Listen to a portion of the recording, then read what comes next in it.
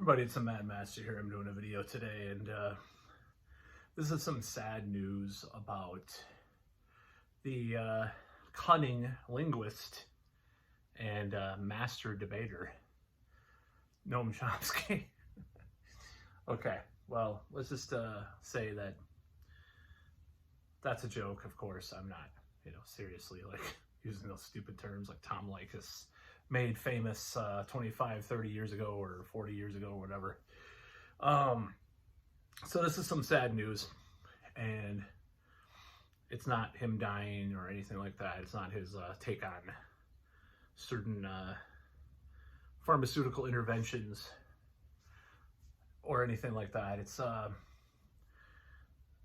It came out that he was on some kind of, and I haven't read everything about this yet. I haven't gone over everything about it, but he came out that he was essentially kind of buddy-buddy with Jeffrey Epstein. And I don't know the extent of this friendship, but he got very defensive when asked about it. It's like, it's a private matter, blah, blah, blah. And it was just really suspect. And this was even after I guess he got arrested, Jeffrey Epstein, the first time in 2006 or whatever it was. So I just got to ask, what is going on with our world with regards to all this stuff? It's just very strange.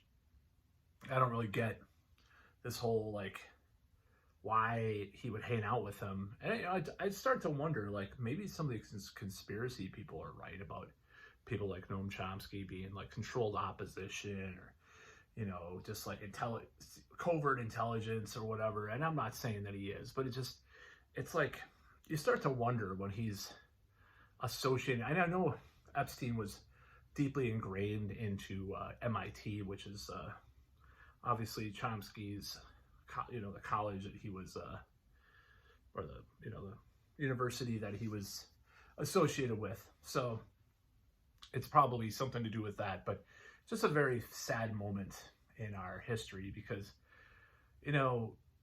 when you can't trust anyone, who do you trust anymore? When everybody's just what is a Queensryche lyric from Operation Mindcrime? It's from Revolution Calling. How can you, when everyone's a crook or whatever, it's just Jesus Christ, Noam Chomsky. Now, that does not mean that I think the information provided in his books, and even his linguistics to a certain extent, aren't valid as a result of this. But obviously, there's some character flaws there. And I'm not saying that he's, diddling teenagers. It seems like a very common thing, though. I was just reading this book. Funnily enough, I'm reading the book by Sherry Curry about the Runaways. Not that this has anything to do with them.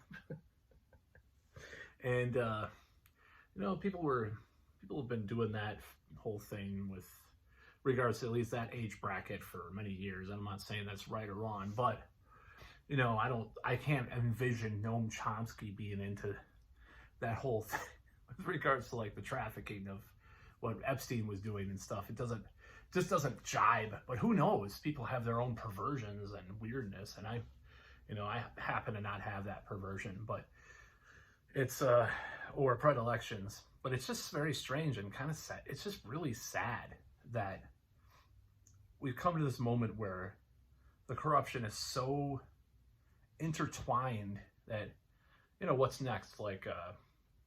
We find out that, well, you already know about John F. Kennedy being pretty derelict of his penile duty, but, it's just, what do we find out next? Mr. Rogers Fred Rogers wasn't a saint either or something like that. He did some gross stuff to a girl or women or kids or something. It's just what the hell? Or he knew someone that did and covered it up, either one. And it's just with Noam Chomsky, it's what the hell? What the hell? Why? It's what kind of conversations did they have? What was their relationship like? I saw a clip of Steve Bannon interviewing Epstein. I don't think that's ever going to be released, but it's so weird. It's just so bizarre. And frankly, it's just a sad day in that way. So, but anyways, that's about all. Peace out.